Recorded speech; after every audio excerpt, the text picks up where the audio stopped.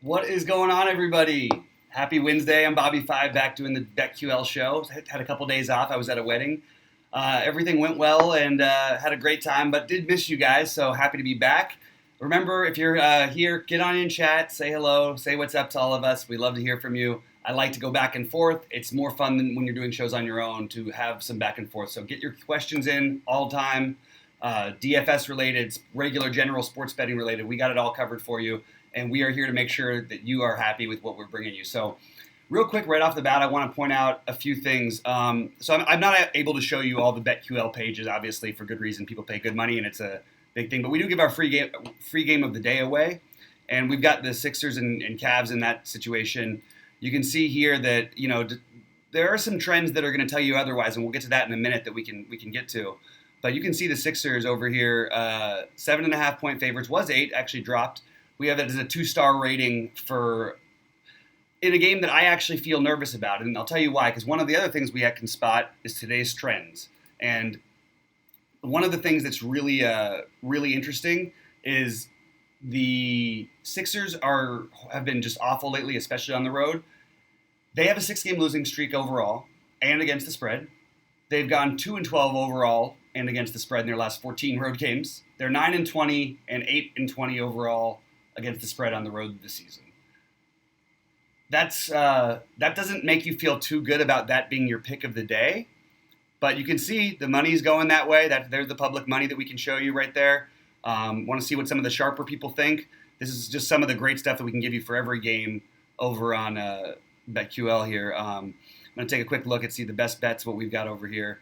I haven't that's where we were, but I haven't familiarized myself entirely with the betting side of the site. I've always used RotoQL as for DFS purposes, but it is really interesting, and I'm getting way more into it, and obviously betting much heavier on sports since I started doing this, and it has been incredible how good BetQL has been. 15-4. The model's been 15-4 on 3, 4, and 5-star spread bets since the All-Star break. It's really a good deal. Go to BetQL right now, betql.co, and enter code BobbyFi for your first 30% off for your first month. Anyway, I hate always talking myself up and trying to get people to do that stuff, so I'm not always as good at it. But I do want to point out the model being 15-4 in those 3, 4, 5-star games, that's a big deal. That's obviously incredible, and the numbers were really good pre-break, but those are just some astronomical numbers. I know it's a small sample, but it's actually not that small. I mean, we've had a few games here since the All-Star break. It's 19 games still. But the model at 79% is just crushing right now. So I suggest you guys join as soon as you can. Again, if you're here in chat, please give us the like, the thumbs up. It means a lot to us. Also want to talk some DFS, and we'll get into that in a little bit. But I want you guys to make sure to get your questions in. I want this to be back and forth. I want you to say what's up, and I want to hear from you guys as much as hopefully you all want to hear from me. Oscar, what's up, man? How you doing? Good to hear from you. What's up, K Bronco? Dude, some of our usuals in the house, and what game are we targeting for DFS, Oscar? We'll get into it when we talk a little bit more sports betting too, but the games that naturally you want to go to because the high totals tonight are not necessarily my favorite. And while I like some correlations, I don't know about full game stacking. I think you can make an argument for the Washington-Brooklyn game, but it's hard to find pieces that you love in Brooklyn. I think you can make an argument for Dallas and San Antonio, more just, you have the natural because of the value on San Antonio. That's the obvious one. That's where the chalk's going to be, the Doncic combination with the Podals and the, you'll have some people on Trey Lyles and you'll have a bunch of people on DeMar DeRozan. Those are all good plays and it makes sense. Lyle's my least favorite of the bunch, but I do think if you're going to fade Podal in some lineups, which is hard to do on DraftKings, you might be looking that way. The real fantasy slate hinges entirely on whether Trae Young plays or not. Midday downgrades are usually a bad sign, and all we've got so far, I was hoping we were getting that information, but we just got the reconfirmation that Royce O'Neal is starting ahead of Mike Conley, which I predicted earlier, and I definitely feel like is the right move for the Jazz, but that's sort of neither here nor there. It does make me like that game a little bit less just because they become a much better defensive team without Conley on the floor as much. So those are a few things I just wanted to touch on real quick. Again, if you're just getting here, 15-4 on the model since the break, go to betql.co, enter BobbyFi for your first month. Really appreciate you guys tuning in anyway. And for now, we're just giving you free information, so may as well at least take that. But if you want all the information, I suggest you do join as quick as possible. Let us know some other things you'd like to know about BetQL. We've got some of the guys around, and we can hopefully answer some questions if you guys want to get more familiar with the site and the chat. There's a lot of really cool things that I'm just now getting used to. And I don't really bet the halves and stuff like that. I think that's something that's a little bit too degenerate for me even, which is pretty bad. But I do think that there's a lot of just a lot of important stuff we can find. And unfortunately, I can't give it all away to you for free here. But you can see that the sharp money tonight is on the Sixers at -7.5 at the Cavs. So, by the way, I like that game a little bit for DFS. This is a really tough DFS slate, in my opinion, because there's such obvious chalk that's hard to fade. And trying to do that as a tournament player like myself, it just feels weird. So I could see playing cash games being pretty easy on this slate. I actually feel like tournaments are really difficult. That's just where I'm at. Anyway, going to jump back in chat, see what's going on. Is tonight a podal night? It does feel scary, especially when you don't put the R in. You got to know that's a silent R there, Larry. No, just kidding around with you. But yeah, it might be a podal night. I think that, the real question is there any way you can fade him? My answer is in a few lineups, sure. Especially if somehow we get news that, Trae Young is out and you can play Jeff Teague or something like that. Another minimum cost guy. It just, yeah. I don't know. Oscar wants to know about how I feel about the Boston-Utah game. I don't like it as much, especially with Royce O'Neal out there. I do think that there's value I think Hayward is a good tournament play. I think that Tatum is a good tournament play. And I think that there's a lot of other guys that I like but don't love. I could make an argument for Smart and Brown. Brown probably better on FanDuel than DraftKings. But I don't really love them as much. I think Hayward and Tatum are your upside low-owned plays in that game. Does Charlotte bounce back tonight? Rozier, Graham, and PJ. I sure hope so, because as much as I hate it, the Knicks are a bad enough defensive team, even at a slow pace and a low-scoring thing. With so much of the usage gone, like Monk is the other guy who takes away some of that usage. I love PJ Washington anyway. Even with if they didn't get blown out, PJ Washington would look like a much better play than he actually does. But he is an awesome play. Again, what's probably going to be too low ownership. Same with Rozier and Graham. I have some of my big buy-in lineups on DraftKings that have Rozier or Graham in there. I have other ones with PJ. I have one with Bridges in there, which is interesting. And there's some big differences on FanDuel and DraftKings, which we'll get into later. But I want to touch on a few more of the BetQL things in just a moment. Please, guys, again, thumbs up. We really appreciate it. It means a lot to us. We're growing something here, and right now the content is really free for a small group of us. And this is a little bit we ask back. Just please give us the like and the thumbs up, and keep talking to me, because I really enjoy going back and forth and answering the QQs. I think it's the best way to really get a feel for the DFS slates, and actually for the sports betting slates as well. One thing I do want to point out also about that Hawks situation, because the spread actually felt off to me when I first saw it, but you realize though the Hawks they're 6-1 against the spread, 6-1 in their last 7 home games, 5-1 against the spread, and the over is hit in 5 of their last 6 home games. Now, obviously, Trae Young is going to determine whether or not that's going to happen again. In fact, if you want to take some speculative bets, I would take a shot on betting the under now in hopes that Trae Young doesn't play, because, again, those midday downgrades, that's sort of like a tricky little move that I've gotten away with at times in the past when you suspect a Giannis might be out, although they still score a lot of points. It tends to be, obviously like the spread ends up dropping 7 points and you're getting ahead of the field on doing that, because we don't know what's going to happen with Trae yet, unless you guys have some information that I don't. Anyway, I do think that's a great piece. It's another great piece of information for the people at BetQL. It's to get this kind of like detailed information while you can find it if you do your research, it's going to take you forever. You won't get all the right information. You can't track all this stuff.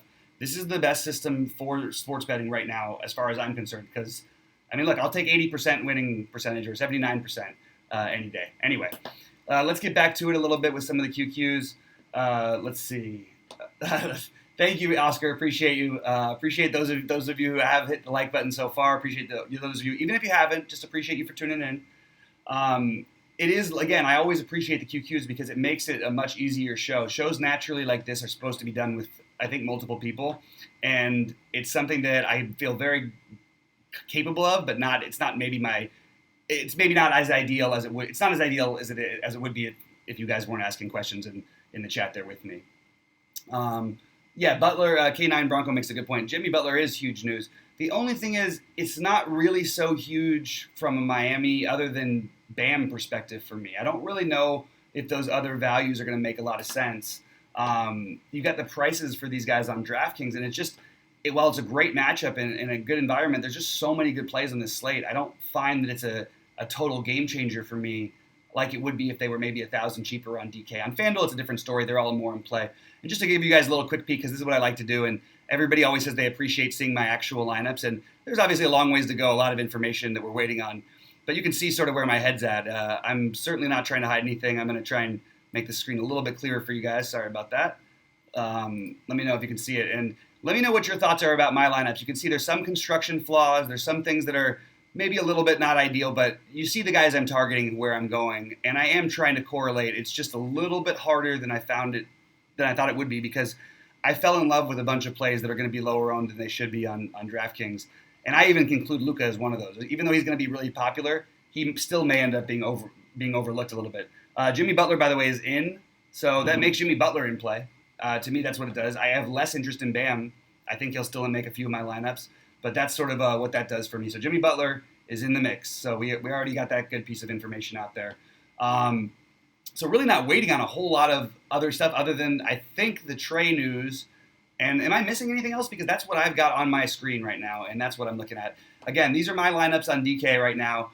You can always see that usually we get the viewers to start going up at this, because I really am giving away what I'm trying to do, and I'm not asking anything for it, man. You can look at my numbers for yourself. I have, especially since I joined BetQL, but even before that, the basketball season has just been really good to me. Let's put it that way. I'm not so sure I'm going to end up with this percentage of Rudy Gay. I'm also probably going to end up with more Pirtle than I have here.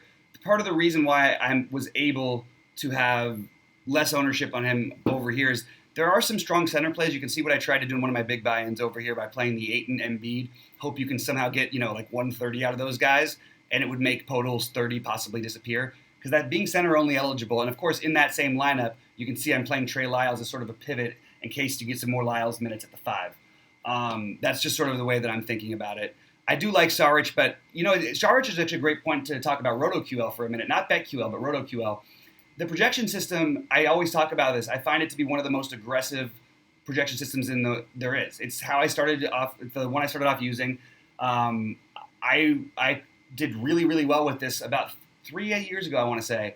And then I sort of stopped using it as much. Under contract with another company like RG, I obviously was looking at their stuff pretty much exclusively because that was my job. But now over here, it just reminds me, and one of the great examples of that is a guy like Dario Saric tonight, who has a much higher projection on a point per dollar basis on our site over here than it does on DraftKings. Another guy like that is JJ Barea. Now these are long shot plays, and PJ Tucker. Another interesting one who I threw into a lineup or two over here. You can see over here I've got him at 10%.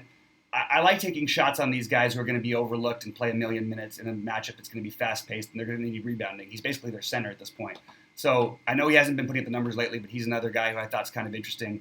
Not that I have a ton of them, but 10% even is more than most. And you see I have some Rozier. I've got Teague counting. This is the Teague and Herder, however, are counting on what's his name out on Trae Young being out.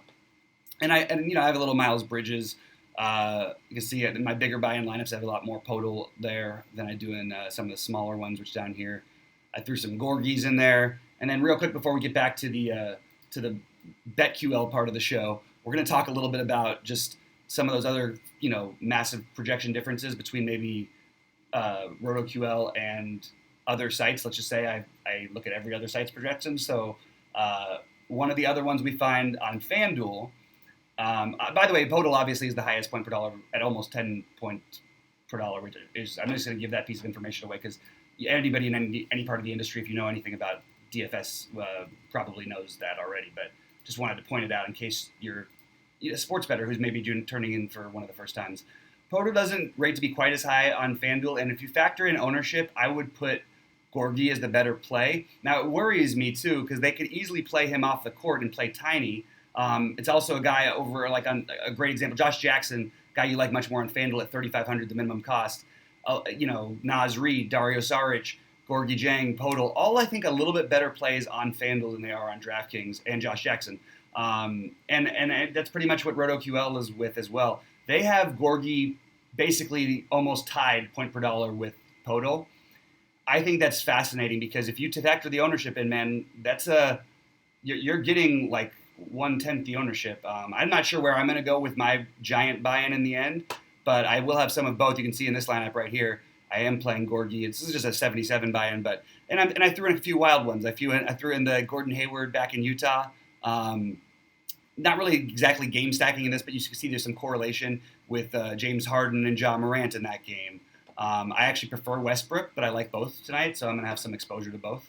Anyway, that's where I'm at. Ask some questions, get it in chat. I'm going to jump back over to get some RotoQL information back out there for you. And again, I wish I could show you guys the whole screen. Maybe I can talk the good people to, like, we can do like a one day a month, or maybe even one day a year, just one day ever, to show you guys all the stuff we were working with. And even I could bring one of the guys on to really take you through it in a way that I can't, because I'm telling you right now, the little bits that I've looked at, which it's made it really easy for me to be a successful bettor on the NBA, which I have always been, but I haven't really played that much. I've been much more on the long-term bets, who's going to win the Super Bowl, the World Series, the NBA championship.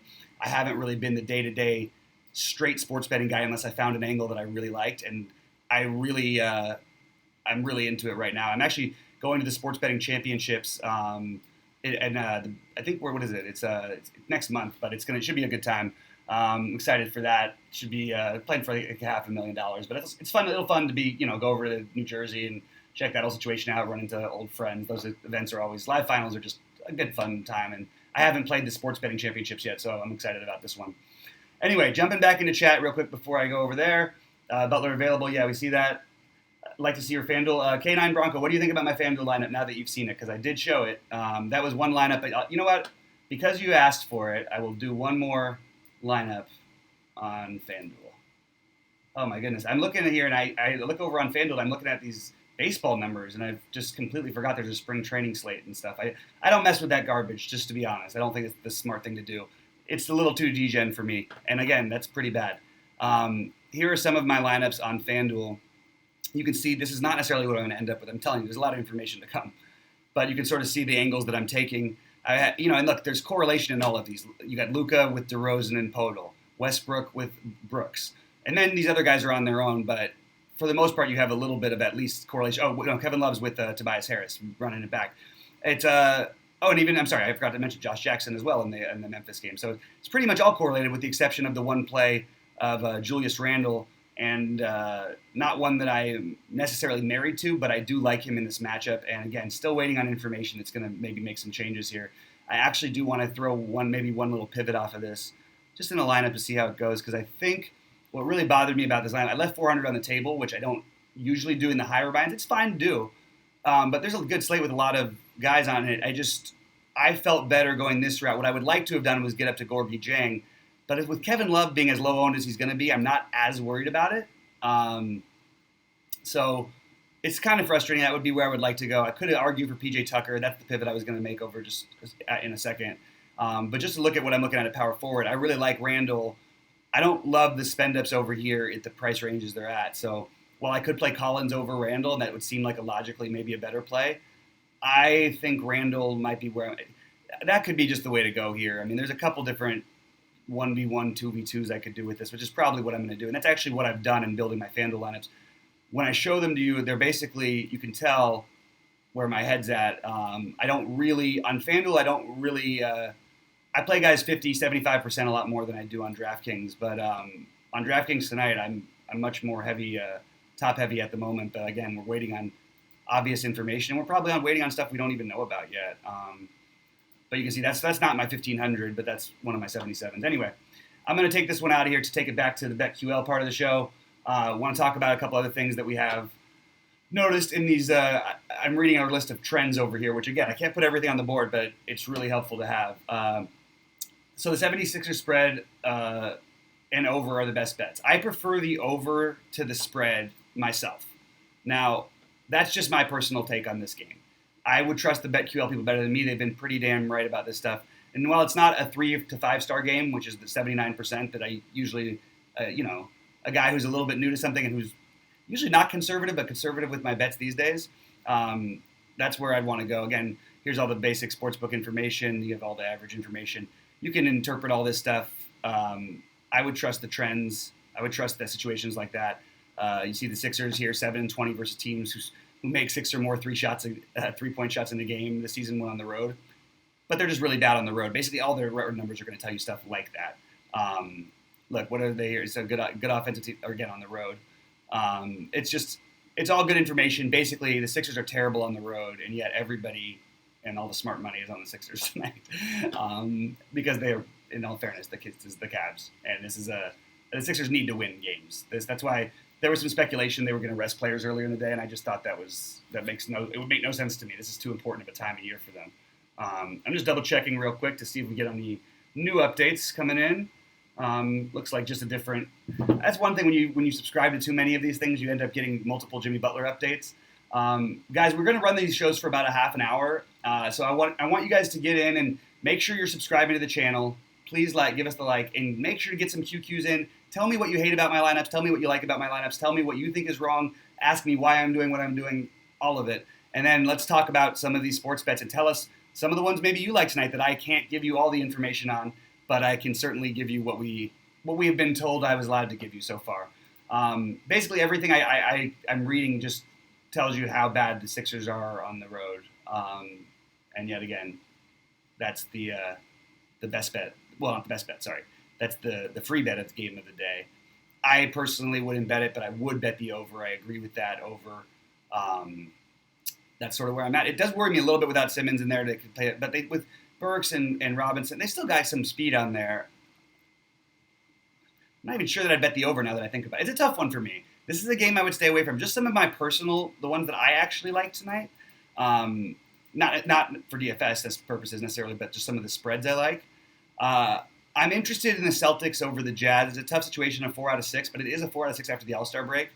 Again, I don't think I'm going to pull the trigger. I also think the over-under is total makes the game a lot more interesting than the close spread for DFS. But just from a straight betting, I sort of was leaning Jazz early, then I decided not to bet on that one. The Clippers-Suns is an interesting one. The Suns being 1-9 against the spread at home, that's a great piece of information, and it leads me to where I already am and what I'm worried about for DFS purposes in this game. Now, if this does some reason stay close, there's a lot of Suns that are going to get there. The Clippers have a lot of different guys who could get there. It's tough for DFS, but my overall lean in this game would probably be the Clippers -7 and the under. That's where I'm at. That's just my own personal thing. I can't tell you what we have at BetQL over here, but that's where I'm at. And obviously, before I make my final bet, I'm going to double check with BetQL before I do so. I'm going to jump back into chat. Hopefully, there's a few more questions, a few more things out there. Guys, let me know what's happening. Would love to hear from you, so come say what's up. Let's see. Do I have any Paul George on FanDuel? I sadly do, and it makes me nervous. I think they are being careful with him, and it does really, really scare me. By the way, I appreciate Dan or whoever QLTV over here is entering all the information that I'm sort of breezing through. I'm not necessarily the best I'm good at reeling information.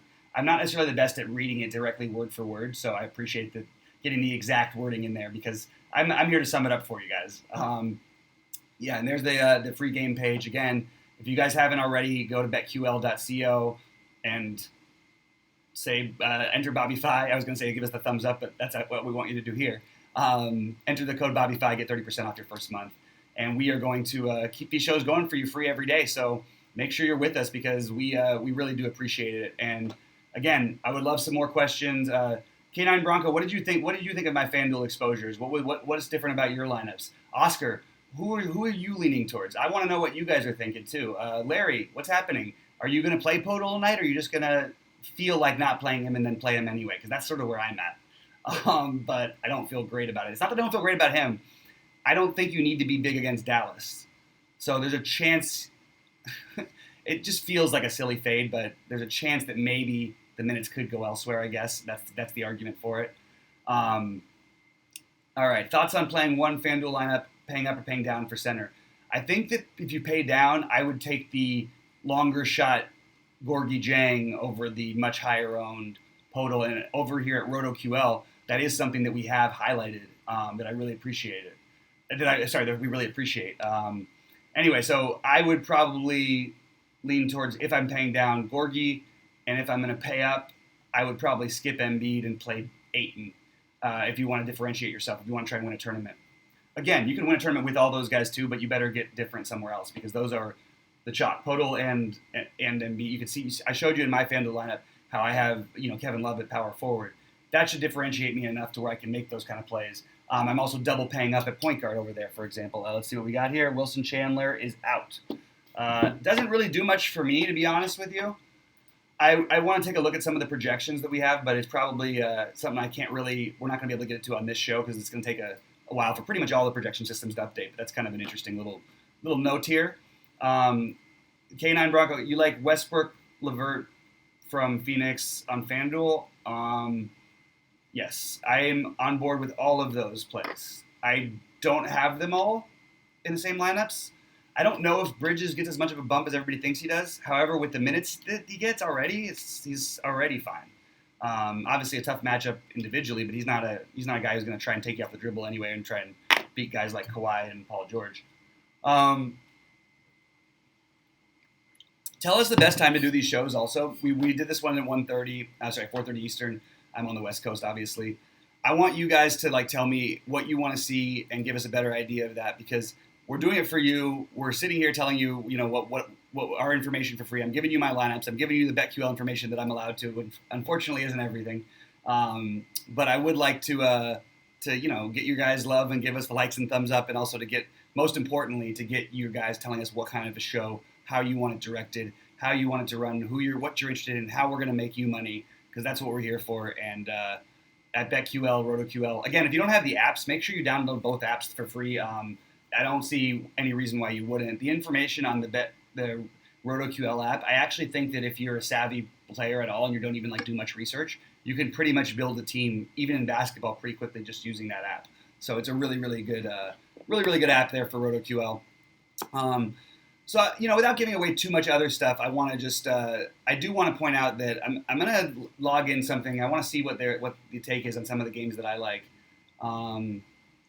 Yeah. Okay. So we're pretty much together. I think that most of my instincts of what my bets are going with what BetQL thinks. So the only thing I'm doing is I'm not going to, and we don't even have it as a high rating. You see, that's a 2-star rating, and part of the reason it's a 2-star rating is because of how bad the Sixers have been on the road. It's pretty awful on the road. I mean, anyway, that's the reason why it's hard for me to pull the trigger here. That's the reason why it's only a 2-star bet. Because otherwise, just looking at this matchup, you would just say, well, yeah, the Sixers, even in Cleveland, are better than a 7.5 point team against Cleveland. So that's where it's at. I don't love it. But that is the free game, and it does give you the access to all the information. And again, these little trends we have down here at the bottom, I find to be some of the most interesting stuff. This stuff is basically all just saying that, hey, the Sixers suck on the road. Period. I still like the Sixers as a really long shot. Their odds are so crazy just for how much talent they have. It's just kind of it's ridiculous. It's not going to win. They're not going to win the title. But all they have to do is win it 1 out of 100 or 1 out of 50 times, and you're living large. Anyway, guys, before we get out of here, get some final QQs in, get some final thoughts in. Really appreciate you guys joining us. Again, give us the like. Make sure you're subscribing to QLTV. We'll make sure we get these shows announced to you at the right time, because I think that when we announced them early by trying to publicize them, we actually have lost viewers because of it. Because every time we've started a show right away, right when we went live, rather than when we got to send out the link, we had literally 4 times the viewers every time we've done it so far. So hopefully we'll do that. But I hope in the meantime, you guys are part of an exclusive group getting just the free information from us. That's it. Hey, K9 Bronco, really appreciate it. Nice words about RotoQL. Really appreciate that.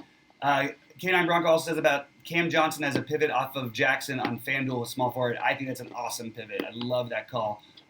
That's a really, really good way to go, and definitely something I will be doing some of. So I think it's a really, really good call. Clody, again, thanks for joining in. Oscar, always happy to see you. Guys, hit us up in the chat. I'm going to wait just a minute here, but I would love to answer any questions if there is anything else. And if not, you can always hit me up on Twitter a little later. We got about 2 minutes left here. So I'm just going to point out a couple quick other things that we talked about some of the bets of the night. Again, just my own instinct would be to bet the Clippers -7 and the under in that game, and to bet the over in the Philly Cleveland game, which is a little bit less of a strong conviction for me, but that's where I'm at. And then where we're at here. All the sharp money is 30% and over on Philly -7.5. So that's where the sharp money is. Again, the sharp money is usually right. So if you want to make that bet, go ahead and do it. I'm going to lay on this one, but I usually try to make sure it's all lines up. The sharp money, sometimes the public betting affects me. But the trends and everything we've got here that it tells you on BetQL is really, really helpful. So anyway, all right, guys, I'm going to get out of here. Thanks so much for tuning in. For all the people at BetQL, we will see you at the top of the leaderboards in DFS, and let's make some money I'm going to say I'm not going to give the BetQL stuff away, but I'm just going to say my own take. Take the Clippers -7 at Phoenix tonight.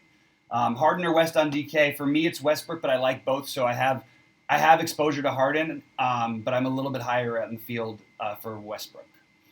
Anyway, guys, that's it for me. Take it easy. I'm going to end the stream, but stay on for a minute. Appreciate you. We will talk to you soon.